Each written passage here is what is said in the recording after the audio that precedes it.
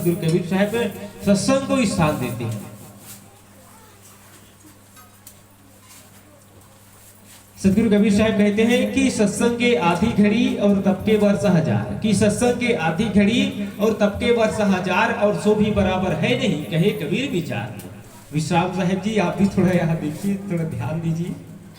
साहब कहते हैं कि एक बार सतगुरु कबीर साहब को पूछे कि कबीर साहब आप तो इस दुनिया में बड़े ज्ञानी हो, आपके जैसे ज्ञानी व्यक्ति इस संसार में है ही नहीं है।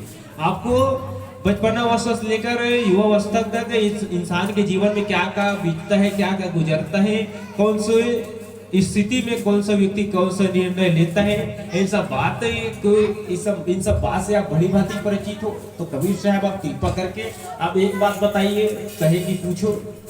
तो कबीर साहब से पूछे कि कबीर साहब इस दुनिया में सबसे बड़े मूल पूजा क्या है? इस दुनिया में सबसे बड़े मूल पूजा क्या है, जिस पूजा को करने के बाद इंसान को कोई पूजा पाठ करने की जरूरत नहीं पड़ता है।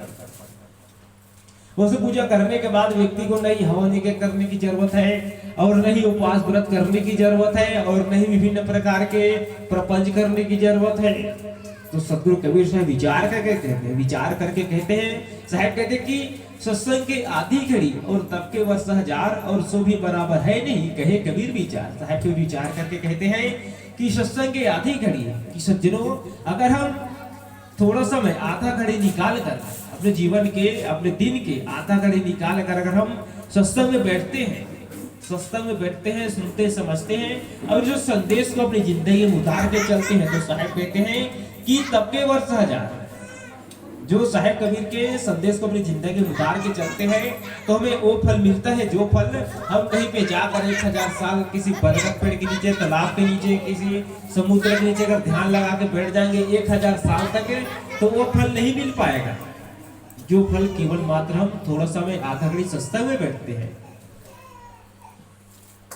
और देखो कि इसे आज की दुनिया में किसी को कहा जाए कि भगवान को पाना है तो बढ़िया हवन यज्ञ करना है, कहीं पे जाके तप करना है, तो कोई व्यक्ति अगर तप करने के अगर ज्यादा श्रद्धा वाले हैं, ज्यादा भक्ति भावना वाले हैं, तो कई बार अखबार में पढ़ते कि कोई व्यक्ति अपने शरीर को जमीन एक 9 दिन तक धास के रखते हैं, अपने शरीर को 9 दिन तक जमीन में रखते हैं। कई लोग तो 9 दिन तक एक जगह ऐसे बैठते कि खाते पीते भी नहीं है, दिन भर रात भर जगते रहते 9 दिन तक। तो व्यक्ति चाहे कितना भी श्रद्धा भक्ति वाला हो, ज्यादा से ज्यादा 1 हफ्ता से 2 हफ्ता तक वो कहीं पे जाकर तप कर पाएगा, राम नाम जप पाएगा, लेकिन ज्यादा से ज्यादा 2 हफ्ता के बाद तो उस इंसान को नहीं टिक पाएगा। तो इसी कारण साहब कबीर जानते थे कि आने वाले जो लोग हैं, आने वाले जो 2024 में 2000 में आने वाले दिन में जितना लोग होंगे, तो उनके रहन सहन आचार विचार कैसे होंगे, उनके सहनशीलता कैसे होगा। उसी तरह से साहब कबीर बहुत ही सुंदर एक पद बनाया, कबीर पंथ, और बहुत ही सुंदर एक सबसे सरल लेके पूजा पाठ बताया। कौन से पूजा पाठ? सत्संग।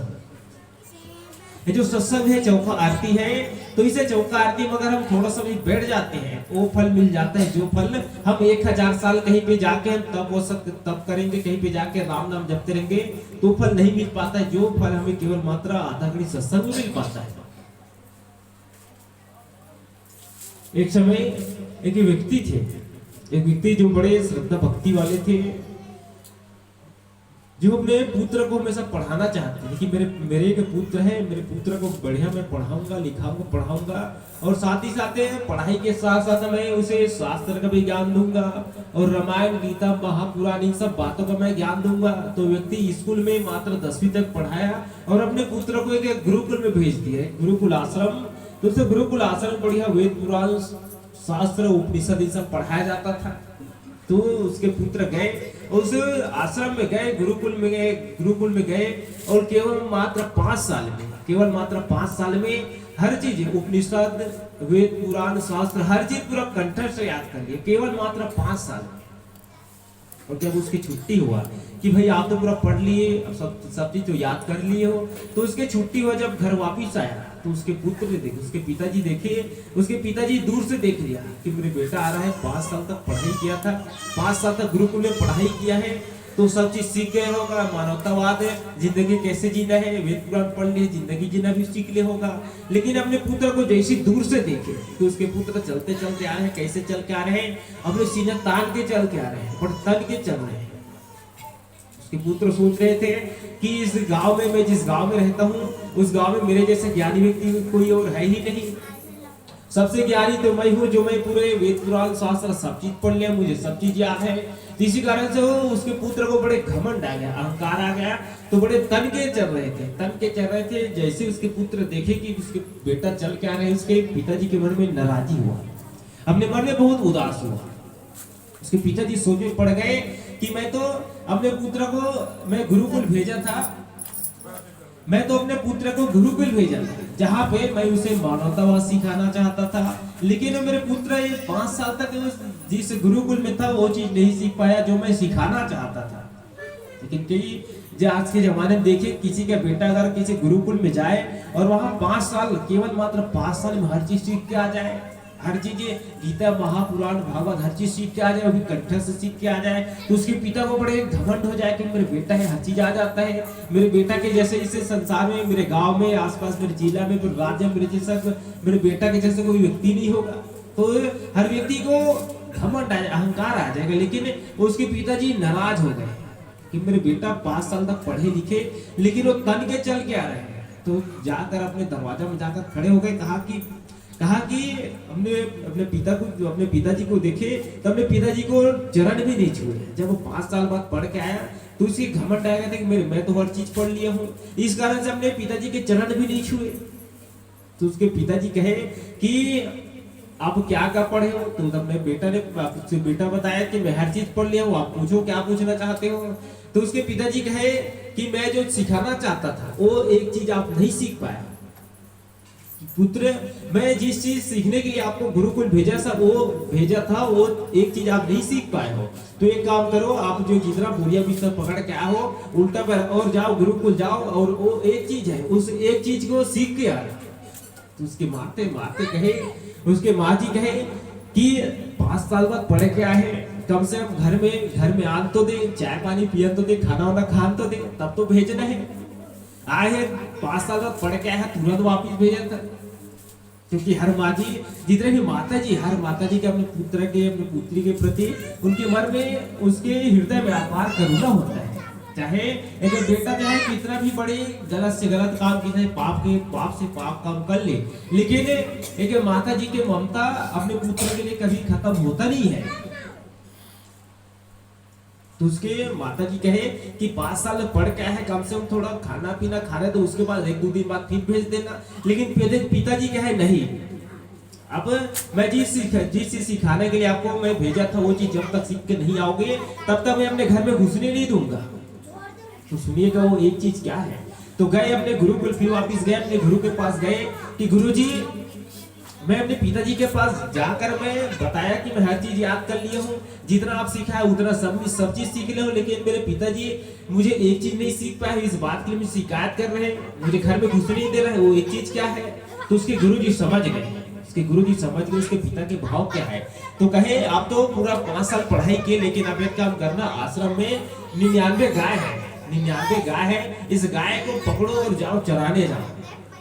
जो व्यक्ति 5 साल तक बड़ी हर चीज के ज्ञानी हो गया, हर शब्द के, गीता महापुराण उपनिषद हर चीज के ज्ञानी हो गया, उसे कहे कि लाठी पकड़ो, 99 गाय है, उस 99 गाय को चराने जाओ और जब तक वो गाय 100 न हो जाए तब तक वापिस मत आना। तो उसके पुत्र थे, गए बढ़िया, जाते समय गुस्सा में गए, गाय अब तो इतना पढ़ लिख चुका हूँ, इतना मैं ज्ञानी हो गया, लेकिन मुझे गाय चराने भेज रहे हैं। लेकिन गाय चराने गए और केवल मात्र सुबह गए, गुस्सा में गए। लेकिन जैसे ही दोपहर के बाद शाम हुए, जब वो शाम तक वो व्यक्ति, वो जो शिष्य है, शाम तक जब गाय के साथ रहे तो वो व्यक्ति के मन भी एकदम गाय के जैसे एकदम विनम्र हो गया, वास्तव में देखिए, इस दुनिया में चाहे कितना भी धनवान व्यक्ति क्यों न हो, इस दुनिया में धनवान वही है जिसके पास विनम्रता होता है। धनवान वही है जिसके पास विनम्रता होता है। चाहे कोई व्यक्ति कितना भी बड़ा धनवान हो, लेकिन व्यक्ति अपने जब काम धाम से वापिस आए तो अपने खेत चले जाए या फिर घर के काम धाम करे, तो उससे बड़ा विनम्र व्यक्ति इस दुनिया में है ही नहीं। साहब कबीर भी थे। सदगुरु कबीर साहब इतने बड़े ज्ञानी थे कि कहते कि किसी को दान करने अगर बोलते तो उसे ना जाने कितना पैसा दान भी मिल जाता। धर्मदास साहब थे, जब धर्मदास साहब सदगुरु कबीर साहब से मिले तो साहब कबीर से मिलने के बाद इतना सुकून मिला, इतना शांति मिला, इतना मजा आ गया धर्मदास साहब को कि उसके पास 56 करोड़ की संपत्ति थे। पूरा संपत्ति सदगुरु कबीर साहब को अर्पण कर दी कि तेरा तुझको अर्पण क्या लागे है, कि मेरा मुझ में कुछ नहीं, जो कुछ है सब तेरा और तेरा तुझको अर्पण क्या लागे है मेरा। धर्मदास साहब को समझ आ गया कि मेरे पास जितना भी है तो सब तो सदगुरु कबीर साहब के है, तो सब चीज 56 करोड़ की संपत्ति साहब कबीर को अर्पण कर दी। तो साहब कबीर चाहते तो अपने महल बनाकर बढ़िया बहुत सारे 10 20 100 50 नौकर रख के बड़ी आलीशान जिंदगी जी सकते थे, लेकिन साहब कबीर क्या काम करते थे? साहब कबीर स्वयं भगवान होते हुए भी एक कपड़ा बुनने का काम करते थे। जितना भी सत्संग करने के बाद, लोगों को समझाने के बाद जितना भी समय मिलते थे उस समय में साहब कबीर कपड़ा बुनने का काम करते थे। इतना विनम्र सदगुरु कबीर साहब है। साहब कबीर के बारे में कहते हैं कि क्षमाशील संतोष समिता आनंद रूपी हृदयम सहज भाव विवेक सुस्थिर निर्माया निसंशयम। साहब कबीर के बारे में कहते हैं कि सहज भाव, जो सहज भाव है कि हालांकि हम कोई शहर में रहे या फिर हम कोई महल में रहे, लेकिन हमारा जो मन है, इस मन में अगर विनम्रता है तो व्यक्ति आने वाले दिन में बड़े आगे बढ़ जाते हैं। व्यक्ति विनम्र होकर अपनी जिंदगी में आगे बढ़ जाता है। क्योंकि प्रैक्टिकल करना कि अगर बाजू वाले व्यक्ति है, बाजू वाले व्यक्ति को अगर नांगर मंगना है या फिर रापा कुदारी मंगना है तो जाकर हम कहेंगे कि आपके पास, मैं देखा हूँ आपके पास नांगर है, कुदारी है, तो कहेंगे कि भैया जी दे दीजिए, थोड़ा आज काम है, मैं 1-2 घंटे बाद आपको वापस ला दूंगा। ऐसे विनम्र भाव से अगर कहेंगे तो व्यक्ति के पास चाहे एक कुदारी एक नांगर क्यों ना हो, वो बिल्कुल दे देगा। लेकिन वहीं पे अगर हम जाके कहें कि आपके पास नांगर है, कुदारी है, दो अगर धमकी चमकी लगा के कहेंगे वो देगा क्या? नहीं देगा। इसी कारण साहब कहते हैं कि लघुता से प्रभुता मिले और लघुता से सब कोई, और दे जैसे दूज की चंद्रमा शीश नवाए सब कोई। जिस तरह से दूज के चंद्रमा के सामने हर व्यक्ति माथा टेकते हैं, जबकि वो दूज के चंद्रमा छोटा होता है। और वहीं पे अगर पूर्णिमा के चंद्रमा है, पूर्णिमा के चंद्रमा सबसे बड़े होते हैं, लेकिन कोई बिरला व्यक्ति पूर्णिमा के चंद्रमा के दिन माथा टेकता है, पूजा पाठ करते हैं। लेकिन पूरी दुनिया वाले जो दूज के चंद्रमा के पूजा पाठ करते हैं, तो सबसे बड़े कौन होता है? जो सबसे छोटे बन जाए वही तो सबसे बड़ा होता है। लघुता से प्रभुता मिले, लघुता अर्थात छोटे बनना और प्रभुता अर्थात सबसे बड़े। तो अगर सबसे बड़े बनना है तो क्या करना? शुरुआत है सबसे छोटे बनना। अपने परिवार में भी देखिए कि हम चाहे घर को चाहे कितना भी बड़ा, कितना भी सुंदर सजा ले, लेकिन जब तक घर में रहने वाले लोगों के बीच में अगर सभी व्यक्ति अड़के खड़े रहे कि मैं तो अपना काम करता हूँ, आपकी मुझे जरूरत ही नहीं है, आपके बिना मेरी जिंदगी रुकने वाला नहीं है, सब लोग अपने अपने मन में मगन है, सब लोग अकड़ के खड़े हैं, कोई नम्र होने वाला नहीं है, कोई विनम्र होने वाला नहीं है, तो चाहे घर चाहे कितना भी सुंदर, कितना भी बड़ा क्यों ना, उस घर में रहने में सुकून बिल्कुल भी नहीं आएगा। घर में रहने में सुकून तभी आएगा जब तक अपने घर में रहने वाले लोग हैं, पिता है, पुत्र है, एक पुत्र पिता के सामने झुक के रहे, चाहे पिता की गलती क्यों ना हो फिर भी एक पुत्र झुक के रहे। एक माँ है, एक माँ अपने पुत्र के सामने हमेशा, एक पुत्र अपने माँ के सामने झुक के रहे, एक बहू है अपने सास के सामने झुक के रहे। तो जो व्यक्ति झुक के रहता है, जिस परिवार में रहने वाले लोग झुक के रहते हैं, उस परिवार में हमेशा सुकून, शांति, और उस घर में साहब कबीर की कृपा भी रहते हैं। और जिस घर में सब में रहने वाले लोग सब लोग अकड़ के रहे, तो उस घर से बड़ा नरक कोई इस दुनिया में है ही नहीं। साहब कबीर कहते हैं कि पोथी पढ़ पढ़ जग मुआ, पंडित भया न कोई, और 2.5 अक्षर प्रेम का पढ़े से पंडित हो। साहब कबीर को पूछा कि कबीर साहब आप बड़े ज्ञानी हो, देख कर बताइए कि इस दुनिया में सबसे बड़े ज्ञानी व्यक्ति कौन है? इस दुनिया में सबसे बड़े ज्ञानी व्यक्ति कौन है? तो साहब कबीर कहे कि जो व्यक्ति 2.5 अक्षर के प्रेम शब्द जो जान लेता है, 2.5 अक्षर के जो प्रेम शब्द है, इस प्रेम शब्द को जान लेता है, उससे बड़ा ज्ञानी व्यक्ति कोई और है ही नहीं। तो साहब कबीर के ऊपर हंसने लगे, कबीर साहब के ऊपर हंसने लगे, क्योंकि कि कोई व्यक्ति है चाहे वो 5वीं, कोई व्यक्ति अगर कोई बच्चा है 5वीं पास हो तो निश्चित ही वो प्रेम शब्द बिल्कुल लिख लेगा। प्रेम शब्द बाधरा और में प्रेम शब्द है कि 5वीं पास व्यक्ति भी लिख लेगा, 5वीं पास बच्चा भी लिख लेगा। तो साहब कबीर को पूछा कि इस दुनिया में सबसे बड़े ज्ञानी कौन है? तो साहब कबीर कहे कि 2.5 अक्षर के प्रेम शब्द जो जान लेता है वो सबसे बड़े ज्ञानी हो जाता है। तो सब लोग हंसते थे, क्योंकि साहब कबीर के विचार थे, साहब कबीर विचार थे जिनके विचार सबसे अलग थे। इस दुनिया में देखना कि कहीं पे अगर कोई मीटिंग हो, गांव में कोई बैठका हो, मीटिंग हो, लेकिन जिस जहाँ पे बैठे लोग सबके विचार अगर मिल जाए, सबके विचार मिल जाए तो बड़े, और किसी व्यक्ति का विचार न मिले, सबके विचार मिल जाए लेकिन कोई व्यक्ति के विचार अगर न मिले तो बैठकर जितना बैठे सब लोग उसके ऊपर हंसते हैं, सब लोग उसके ऊपर हंसते हैं।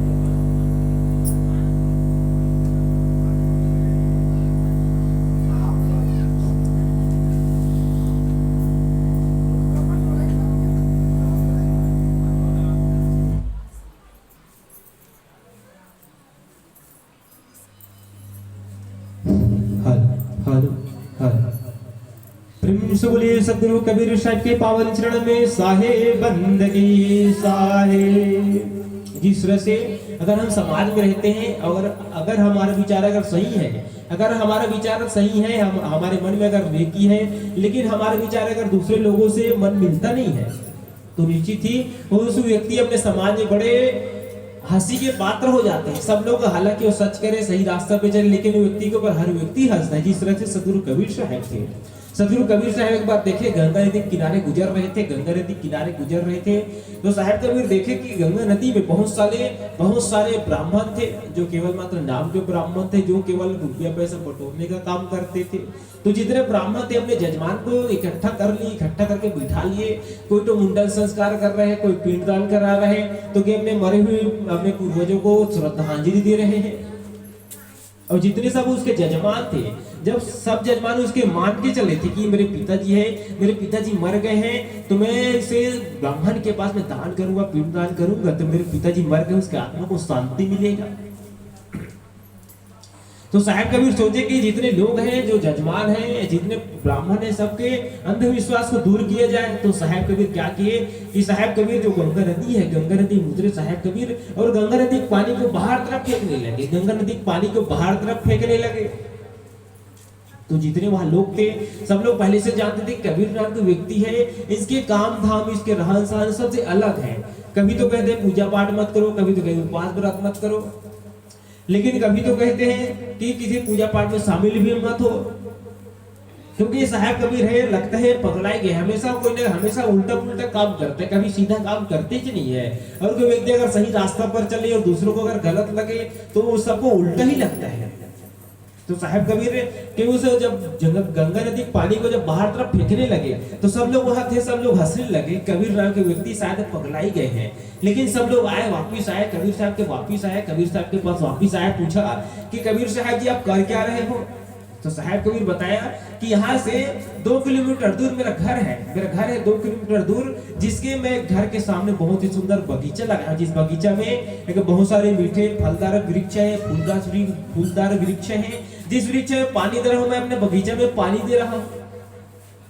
अगर कोई व्यक्ति, अगर हम भी सामने खड़े रहे और एक अपने हाथ से अगर पानी फेंक रहे हैं और उसके बगीचा कहाँ है, ये 2 किलोमीटर दूर है, तो हम भी हंसेंगे, बिल्कुल हंसेंगे। क्यों नहीं हंसेंगे? क्योंकि अगर हम हाथ से अगर पानी फेंके तो बगीचे तक जाएगा क्या? नहीं जाएगा। तो वही बात साहब कबीर को भी कहे कि शायद आप साहब जी आपको हॉस्पिटल जाने की जरूरत है, आप कर क्या रहे हो? आपका घर तो यहाँ से 2 किलोमीटर दूर है, आपको पानी यहाँ फेंक रहे हो, पानी वहां तक कैसे जाएगा? आप तो यहाँ पैप भी नहीं लगाए हो, नहीं कोई बोर है, नहीं कुछ भी है, नहीं प्रेशर देने का कुछ चीज है, तो ये पानी वहां तक पहुंचेगा कैसे?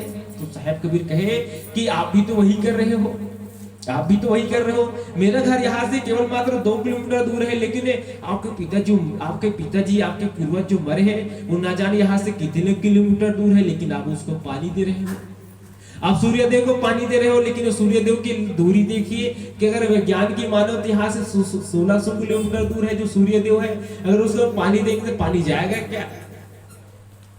तो सब लोग सोचे कि वास्तव में सतगुरु कबीर साहब सच कह रहे हैं, वास्तव में सतगुरु कबीर साहब के बात सच है। और जो व्यक्ति सच वही मानता है, सच को स्वीकार वही करता है, जो हमेशा अपने दिमाग को खाली रखते हैं। अगर हम पहले सीख पढ़ के आ गए हैं कि हम जानते वही सच है और वो दुनियादारी जानते हुए झूठ है, अगर हम जान के अगर हम बैठेंगे तो किसी के सच ज्ञान घुसने वाला नहीं है। साहब कहते कि जब मैं था तब हरी नहीं, अब हरी है मैं नाही, और तब अंधियारा मिट गया जब दीपक ले जलाई। अगर अपने रूम को अगर प्रकाश करने तो उसके लिए क्या करें? हम अपने रूम में बढ़िया दीपक जलाए। उसी तरह से दीपक उजियारा तब करता है जब उसमें आग लगती है। इसी तरह से जब मैं था तब हरी नहीं, अब हरी है मन नहीं। मैं अर्थात घमंड, किसी व्यक्ति के मन में अगर घमंड है तो उसके दिमाग में वो ज्ञान घुसने वाला नहीं है जब तक उसके मन में घमंड है। जब मैं था तब हरी नहीं, हरी अर्थात ज्ञान। तो साहेब कबीर के विचार सबसे अलग थे। साहेब कबीर के विचार थे कि हालांकि आप पूजा पाठ करो, श्रद्धांजलि करो, कहीं भी अगर पूजा पाठ हो उसमें भी शामिल हो, लेकिन वो पूजा पाठ है केवल मात्र अपने नियम है। जो नियम है पूजा पाठ एक नियम है। इस नियम को अगर हम मान के चलेंगे कि हमारे पुत्र है, हमारे मरने के बाद श्रद्धांजलि देगा तो हमारी मुक्ति हो जाएगा, लेकिन ये सब झूठ है। अगर हम श्रद्धांजलि दे, किसी के पूजा पाठ के हवन दे, इसमें कोई फर्क नहीं पड़ता है। बल्कि अगर हम सच मानकर हम सत्संग भी नहीं करेंगे, केवल मात्र पूजा पाठ में अगर भीड़ रहेंगे, पूजा पाठ में फुर्सत नहीं मिलेगा, तब तो वो गलत है। तो साहेब कबीर के विचार थे कि 2.5 अक्षर प्रेम का पढ़े से पंडित हो। जो व्यक्ति 2.5 अक्षर के प्रेम पढ़ लेता है उसे पोथी पुराण रामायण पढ़ने की जरूरत नहीं। वास्तव में देखना कि अगर हम रामायण पढ़ेंगे, महाभारत पढ़ेंगे तो क्या पढ़ेंगे?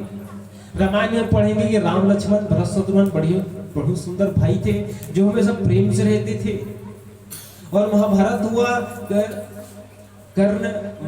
हुआ कौरव पांडव बीच में, तो क्या हुआ? क्योंकि कौरव पांडव बीच में प्रेम नहीं था, इसी कारण महाभारत हुआ। तो सबसे मूल चीज क्या निकलता है? प्रेम ही निकलता है। 2.5 अक्षर प्रेम का पढ़े से पंडित हुए। तो इसी तरह से जिस परिवार अगर प्रेम ना हो, झुकना नहीं जानता हो, उस परिवार में चाहे घर चाहे कितना भी सुंदर हो, उस घर में चाहे कितना भी सुविधा हो, कितना भी आप सुविधाजनक घर बना ले, अगर परिवार में सुख शांति तभी आता है जब परिवार में प्रेम होता है। तो आइए बहुत ही सुंदर अब समझ सके कि परिवार बहुत ही सुंदर मकाम बनाए। इस मकाम के गृह प्रवेश के लिए